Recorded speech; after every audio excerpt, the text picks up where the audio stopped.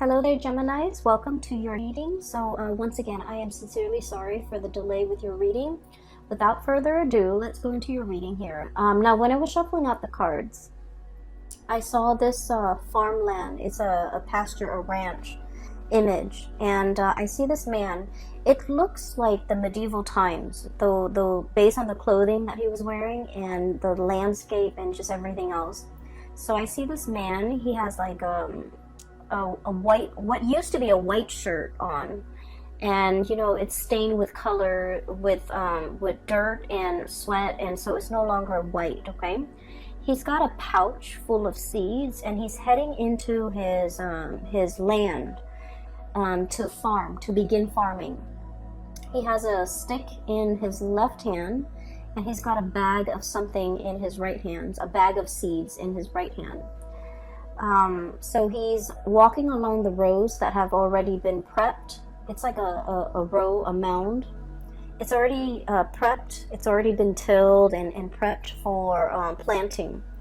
And so he sticks the stick into the soil to create like an indentation. And then he takes a seed out from his bag and he drops it in, and then he covers it up lightly. And so he does that with one row after the next, and soon he's done with all the rows. And then he goes through the same rows and he starts watering them with this little container of water. And at the end of it, okay, so it's like many hours have passed when he's finally finished with planting and watering. And he's kind of, he's got his stick planted in the ground. It's like dug into the ground, and he's kind of leaning against it. And he's looking at the sky, and he's kind of wondering, you know, like he's saying a little bit of a meditation or a little bit of a prayer. I guess he's not really praying, but what seems to me, he's like praying. So he's looking at the sky, and he's just like, it's such a gloomy day. I hope that the rains come in time and not a moment sooner. Okay, so he's hoping for rain at the appropriate timing. And then he's also like, I hope the sun comes out tomorrow so that, you know, we can kind of like blast away this doom and gloom in the sky.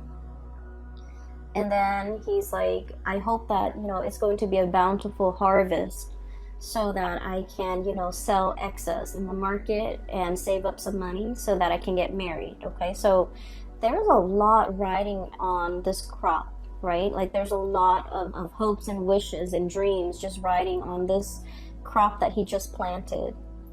And so then I see him kind of retreat back to his home. Okay, so you have this man. He's like probably in his 20s. He's very young. He's about to get married, or he plans to get married, and he's looking for the means in which to get married. So, you know, for dowry. I don't know if people do that anymore.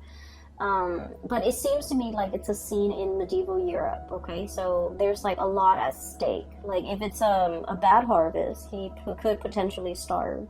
If it's a really good harvest, he can make quite a bit of money off his crop. And so when I saw this image, right away I feel like the overriding message here is there's a lot at stake. Okay, there's a big gamble, or there's a big risk that that's on the table for you. And you know, you guys are very smart, so you're aware that with every action, with every decision that you take, there are definitely, you know, opportunity costs. There's a lot of risk associated with it. And especially if it's a risky venture, you know, we have to take a lot of time to mull over a decision before we go rushing into it, right? So what I'm feeling here is there has been an emotional decision. Emotional decisions are basically things that pretty much appeal to our hearts, okay? There's no rhyme or reason, but it's just, you know, we have an emotional affinity or an emotional reaction to a situation. It's not supposed to make sense. It's not supposed to be rational. It's just an emotional, instinctive response. So there's a decision here that you've been weighing out for a really long time. You've been deliberating over this. And I do see it's, you're looking back at your past. We have here the King of Cups, okay? an emotional pull, an emotional draw that you have towards a situation. And looking to the left, this is the past, okay? You've been at a distance from it for quite some time. You're not approaching it. It's not in the palm of your hands. It's something that is out there, and you really want a specific outcome. So what's crowning this reading here is the King of Cups. Underneath, we have here the Two of Acorns, and this is like pretty much the Two of Wands, okay? Mulling over a decision, and it's something that is very transformative. The wands are about passion, or about desires, or about the things that we're really just very naturally drawn to. We want to get things moving. We want to get things going. It's all about, you know, taking action, taking steps to get something, or get where you want to go, or to achieve something, or to attain something. But the fact that it's the two energies, it deals with flip-flopping. It deals with having two decisions that you have to make. And once again, this is an emotional decision. It's something that you're really compelled to do, and it doesn't really make sense to you. And being the logical sign that you are, you know, you guys are an air sign, and your energy is represented here as the Queen of Swords, okay? Queen of Feathers, Queen of Swords. This is a bat. And if you think about it, it's in a dark cave, right? It's in a dark and dank type of an environment. And bats are blind. You know, they respond to sound, okay? Sound waves and sonars. And they respond, they're so responsive to sound that they don't need to see. They just need to hear, and they just need to trust, right? And what I'm seeing here is there is an emotional decision that you're making, and you're filtering the facts through your head, through your mind, through that sense of rationality, you know. And what it's really asking you here is to have blind faith and to have blind trust, because this is not supposed to make sense. There isn't an explanation why you're so drawn to something, why you respond in such a way, why that situation, that person, that thing has such a strong emotional pull or emotional impact on you. And so I feel as if you are like filtering all the facts relating to this situation through your head, and in your mind it's like, it doesn't make sense. I'm not going to do anything about it because it doesn't make sense, or it's not practical, or it's not rational, or it's just nonsensical, or it's in a way that is very much in conflict with everything that you believe in. That's what I feel. So I feel like there's a lot at stake, but the nature of this decision is, because it's an emotional decision, you might be using the wrong organ in your body to kind of make sense of it. Does that make sense? That's what I'm sensing here. That we're so prone to analyzing, overanalyzing, mulling over, attributing, you know, rational qualities to a person, a situation, or a scenario that we're dealing with. And we're kind of like neglecting the key important factor in that it's appealing to our senses. It's appealing to a part of ourselves that we're not able to give voice to give credit for. Because as an air sign, we think with our heads, not with our hearts, right? And so I feel like you're very conflicted, okay? And I do sense you're in a state of suspension. So there was a decision here that has been made, okay? And I feel like it's involving something from the past, something that you half-heartedly waited on. That's what it seems like to me. And let me give you an example. So it's like, we really want this one thing, right?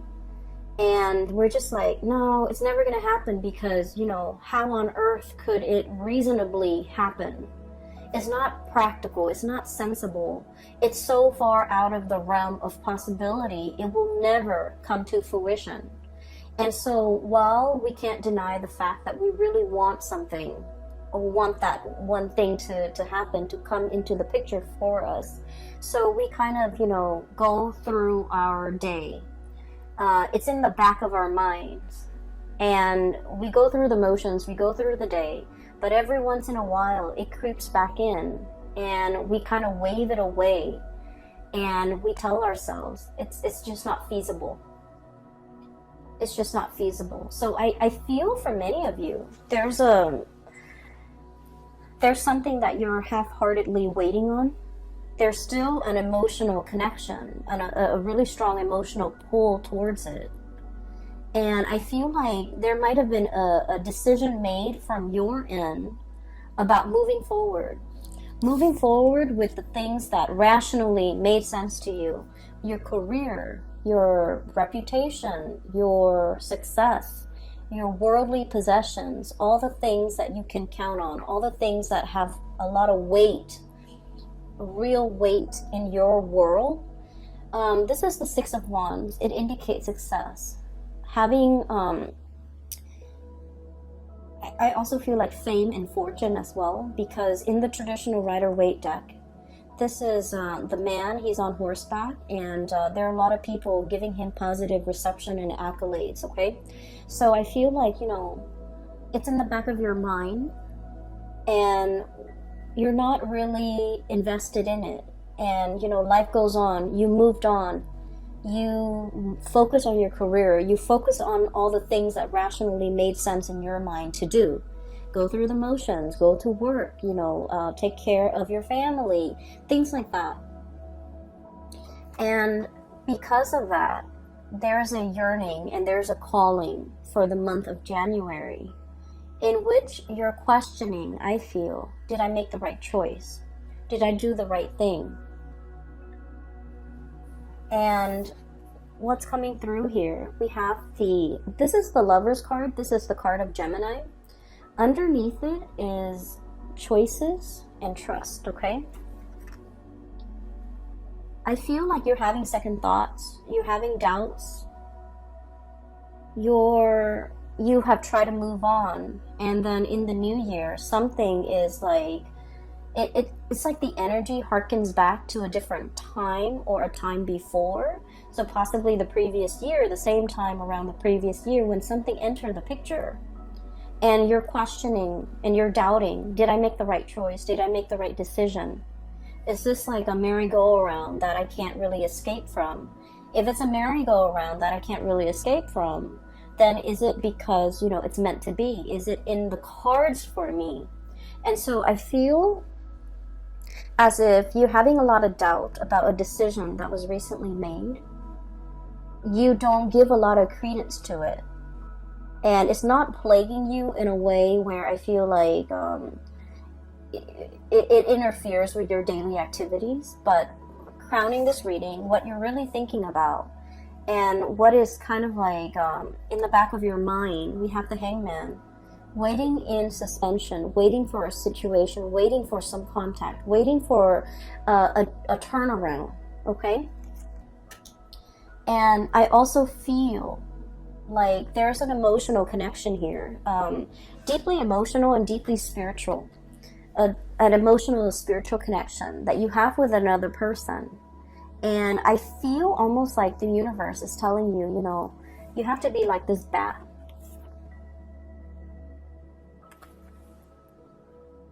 Having blind faith, okay? Listening to your inner guidance, listening to that voice within to navigate and to find your way. Because in this space, everything is pitch black, okay? The environment is really dark inside a bat cave. And you're not supposed to, you know, feel your way around to make sure that you're safe. You're not supposed to be able to see. You're not supposed to know the outcome. Are you going to have a good harvest? Are things going to work out? you're not privy to that information, and what you need to do is just, you know, have faith that in this ambiance of like lack of information, lack of knowing, lack of knowledge, lack of ability to predict outcomes, it's talking about, you know, making the choice to really trust. Okay, so let me talk a little bit about this concept here. Queen of Feathers. Okay, and this is like, I always look at this and I think of it as like Gemini, Libra, Aquarius. It's like the perfect embodiment, especially for Gemini. In the traditional Rider-Waite deck, this is the Queen of Swords. Okay, and the Queen of Swords, she's on her throne. She's looking usually towards the right. She has her hand, one hand outstretched, the other hand is holding up this big sword ready to cut. Okay, and so let me just let that imagery sit with you for a moment, because I feel like this is you. This is like, you know, once burned, twice shy. Okay, your hand is outstretched on one hand, but the other hand is holding up a sword, just in case, right? I'm going to reach out, but I have this tool at my disposal to cut, to hurt, just in case the other person doesn't act correct. Or, you know, it's a situation where you're sending out like very mixed messages, right? On the one hand, you want that connection. You want to reach out, but on the other hand, you're very defensive. And so when we're dealing with that energy where we're like 1 foot in and 1 foot out, or like 1 foot out the door, testing the water, and then retreating, it's almost as if you're flip-flopping. You're not really sure what you're going after. You're not really sure. You're not really sure what you really want. Okay? And just imagine if you're dealing with somebody who is making their intentions very clear, like the Queen of Swords, okay? Who is very serious-minded. The Queen of Swords is also someone who's very serious-minded. But the fact is, so just imagine for a moment, you know, if the shoe were on the other foot and you're dealing with someone who's like flip-flopping, waffling, constantly 1 foot out the door and constantly sending mixed messages. How frustrating would it be to deal with that person, right? And so I feel like, you know, once again, swap that energy and try to understand the sonar waves, the sounds, the messages, the intention that is going into, you know, your energy, and how that energy is being perceived by the people around you. The Lover's card is your card. It's the card of Gemini. It's the twins. It's like the twin flame type of energy where, you know, you have like you have, I feel this like being of two minds. Okay, split personality, being of two minds. Your heart wants one thing, your mind is telling you otherwise. And with the Queen of Swords here, the mind always overrules what the heart wants. And so you could never reach a state of satisfaction. Your mind wants the safe choice, the practical things, the stability. Your heart wants to roam. Your heart wants freedom. It wants excitement. It wants like all of these things that are considered frivolous, risky, but, you know, rewarding, like emotionally very rewarding. But I feel like you're built in such a way that your heart always loses out. It loses out, and you end up, you know, physically very happy, but emotionally it can be a little bit empty. And so I feel like the message for you, especially as we, you know, run into 2020 is a very stable year. Okay, so the numbers reduces to a number 4, and the number 4, it is about family. It is about if you look at the astrology wheel, the number 4 is about the home, the mother, the parts of ourselves that have been conditioned since childhood, okay? And it's about our emotional needs, how we fulfill our emotional needs. So the number 4 year, for all of the signs, and especially for you guys, it's about honoring and respecting what you need emotionally in order to be fulfilled. And I feel like all of these things are not supposed to make sense. You know, so for example, you have work the next day, right? And you're just like, oh, I can't sleep, but I really need to go to sleep because I have work the next day. But I really want to watch this movie. So your mind rationally, you're like, I need to get to sleep. And then, but then your heart is like, I really want to watch this movie. And the movie is like 2 hours, so I'm going to miss out on 2 hours of sleep. But I'm going to be so happy during these 2 hours that I'm watching this movie. And so I feel as if that rational part of your mind always wins, you know. It's like, okay, we need to sleep early, we need to be disciplined, we need to do things that are practical, we need to just let go of frivolous things. And I also feel like, you know, with this strong energy of that number 4 coming into the picture, it was a way of life for you. It was like childhood conditioning. We have to do what is expected of us. We have to do what, I want to say, like, once we make a promise, we have to keep it. Once we choose a course of action, we have to follow it through. There, you know, it's like, it's very fatalistic. It's like, failure is not an option. Once I choose this path, I have to walk alongside it, or I have to walk along this path. I can't deviate from my plans. But you know, things change. Circumstances will come up where whatever path you've taken, it might not be applicable for you anymore. You might have outgrown this path. You might have outgrown this situation. And yet you're still walking down this path because it's expected of you. So I feel like the year 2020 is really urging you. Are you still getting the emotional satisfaction on this path that you are blindly taking? Is it time for you to redirect your attention towards a different calling? So you have some choices here, and I feel like there's so much riding on it. You know, like that farmer, a bad harvest could be the end of his life. He could starve. Whereas a good harvest can, you know, equate to so many new blessings that can come into his life. And so you're grappling with a lot of decisions.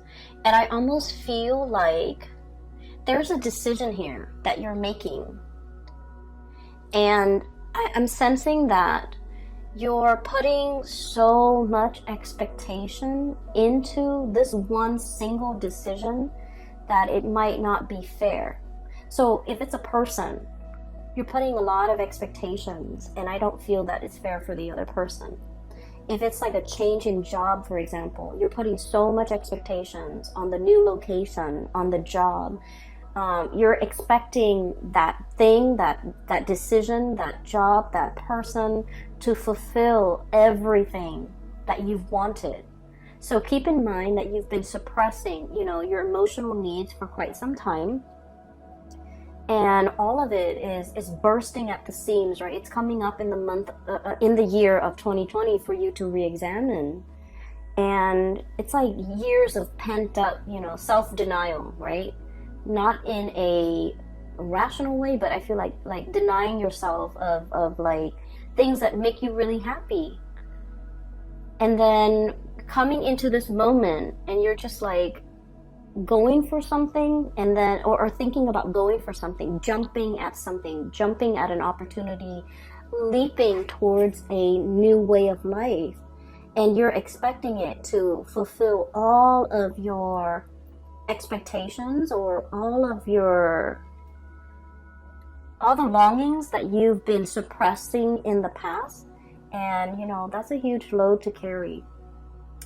And so it's really asking you, you know, to kind of like balance out your expectations a little bit and to be a little bit realistic. Because what we have with this, the Traveler, this is the Fool card. It's a really pretty depiction. It's a gazelle jumping from one cliff to the next, okay? So this is a card about total abandonment, okay? Like throwing caution to the wind, embarking on a new phase in your life, wanting to jump for joy, and having blind faith, pretty much. So you're coming from a space where you might have been closed off, defensive, flip-flopping, one foot out the door, and you're jumping into a new phase where you're all in, okay? Like no holds barred, like caution to the wind. And I feel like this has been like long in the making. You don't have any baggage that's holding you back. You're kind of like in the limelight. It's like everything coming to light with the sun in the background. And so I feel as if the month of January started out with a lot of uncertainty, there's going to be clear answers, decisions, and resolutions coming through at the end of January. You're going to be very sure about what it is that you're going for. So with this choice that you're making, you know, do I make the rational choice or do I follow whatever's in my heart? At the end of the road, the end of January 2020, we have here the 10 of Wands. Okay, this is pretty much the unburdening process. Okay, the 10 of Wands is all the obstacles, all the things that kind of bogged us down.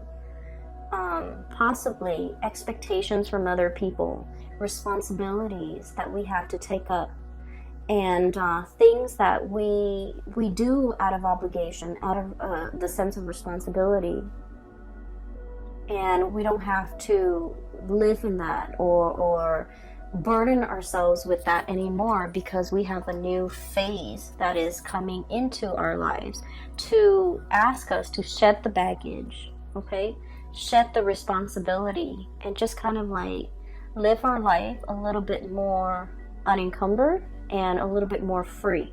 So what's really kind of I want to say, this is what it feels like to me, the way the cards are depicted, okay, and the energies. It's like, this is where you are right now. You're still in that dark cave. You're trying to figure out your way. You're trying to figure out what to do. And this is the outcome, which is really positive. It's like turning over a new page. And, you know, being in a situation where you're really hopeful, really free. So while you do have a lot of success here, I feel like your heart feels a little bit heavy to me. There's a lot of uncertainty, a lot of unknowns, a lot of waiting on situations. And so what's kind of like in between, what you have to kind of jump over to get yourself from here, where you are, to here, what's waiting for you in the future, are these two cards. And I have here the Star. And I feel like this is about, you know, dreaming big, okay? Not putting yourself in a situation where you feel like you have to choose, where you have to forego something in order to achieve something else.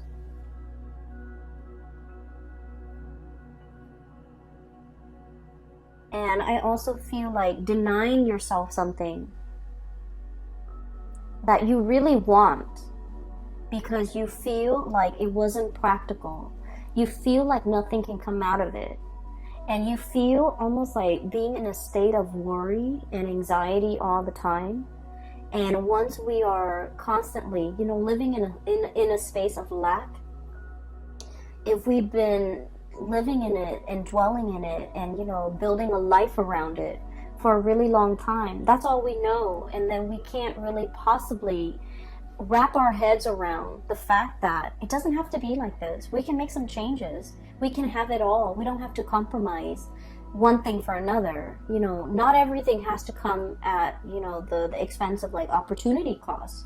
So I feel as if you might have been in a situation where you don't know how to achieve it all. You don't know how you can possibly get things moving.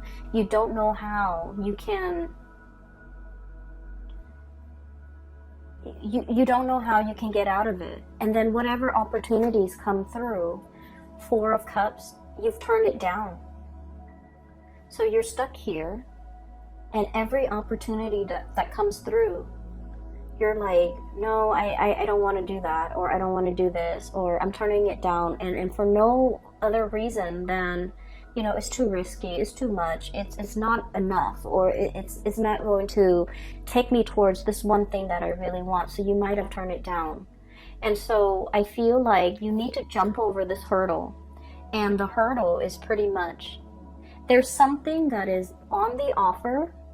It is, at first glance, or when you first look at it, it's very minuscule. In your mind, the potential of it is very, very little. It's like, you know, that farmer with the individual seeds, right? Each seed is very, very small. And in the greater scheme of things, if like his entire crop dies out and only one thing survives, he still can't, you know, recover from it, right? He can't sustain himself on like one grain of corn, or kernel of corn, or one grain of wheat. So I feel like whatever is on the offering for you, you might turn your nose up at it, and you might say it's not enough, it's too small. In the greater scheme of things, I want more. But what's really embodying it is the star, which is everything that you've actually hoped for. You just don't know it yet. And so I feel like the universe is kind of like yanking your chain. It's almost like, I just feel like somebody's yanking your chain. Somebody is telling you, you know, being tested. There we go. Somebody's testing you. Like, you need to take this first, so that we know you're not flip-flopping. Accept this, and then we'll give you more. So once you accept this, you kind of like send out your signal to the universe that I'm all in, I'm on board, I'm going to take this. And then I feel that you will be offered more and more and more, and then eventually you'll be offered exactly what it is that you desire. And so I do sense here, things are happening in very small increments, okay? And things are happening one step at a time, one stage at a time, because you're being tested to make sure that you are 100% decisive and in this before the universe can give you exactly what you want. So we have here the Lover's card, so this is your card, and the Star card. So you're headed, your heart and your mind, that's what I mean by both. Your heart and your mind is in alignment, and that's really important. When we're doing something half-heartedly, our hearts and our mind are not in alignment, okay? We're just going through the motions. And when we're just going through the motions, doing something half-heartedly, the result is never going to be good enough. And so I feel like, you know, you need to get your heart and your mind into alignment, and you need to be physically, emotionally, spiritually ready to embark on this new task, this new thing, this new venture. And I feel like it is very new. It's outside of your comfort zone. So, you know, the bat needs to get out of his cave, needs to get out of his home to find food, to find nourishment, to find opportunities, right? Whatever it is, your heart and your mind needs to be in alignment in order for you to achieve this. And this is the Star. And the Star is wish fulfillment. It's about, you know, having whatever it is that you desire. Things coming full circle, pretty much. So, Geminis, that's pretty much what is hindering you from the outcome. And I feel like you're in a position where you're ready to leap, okay? I'm looking at this elk here. It looks like a deer. It looks like a deer, but I look at it almost like an elk. You know, elks are really heavy. They're really big creatures, and they're really heavy. And it seems like the elk can't jump, right? Whereas the gazelle can, okay? So this is all about shedding things or letting go of things that are just bogging you down, weighing you down, so that you can jump, so that you can leap, so you can be a lot more free. This is family expectations here. This is societal expectations. This is like doing something because it was done in the past and you never question it. Doing something that's no longer serving its purpose in your life. So the Hangman is about looking at things from a different perspective. Is it still relevant? Is it still helpful? Is it helping me in any way, or is it hindering my progress? So I feel like you have to re-examine some of the habits, some of the things that you are taking on, and figuring out whether or not they are still applicable and relevant to your life right now, and whether or not they're still, you know, making you happy. But I do feel here there is a calling that is very specific to you. You can hear it, and I feel like it's really asking you to have blind faith, to jump into something, and to go for something, even if, you know, initially it doesn't make sense. It doesn't seem like it's practical. It doesn't seem, it seems like it's overturning your expectations. And so you might have felt like, oh, it wasn't good enough. And now I feel that you're looking at it from a different perspective and you're going after it. It wasn't good enough in the past, but you're regretting that decision, possibly to turn it down, and now you're going after it. And I feel like the window of the time frame, or the window of opportunity, is narrowing. I do see a situation where it is narrowing and somebody is exiting, you know, like leaping forward with their new life. Okay, I will leave it at that, Geminis. I hope this reading resonates with you. I hope that it is helpful for you in navigating the energies for January 2020. I will be back with next month's reading, hopefully on time, so I apologize once again. For those who are interested in a private reading, I have a link in the description box below for a colleague of mine. Her name is Bridget. She's based out of California. So if you're interested in, you know, spiritual guidance, if you're dealing with this and you're not sure what the future holds for you, especially, I highly recommend a reading with her. Her website is in the description box below, where you can, you know, click on it and you click on the link and you can book a reading. You can choose the time and the date. It's very simple, and hopefully you can, you know, get some guidance. I will be back very soon for your February reading. I wish you all the best. Take care and have a wonderful new year. Bye.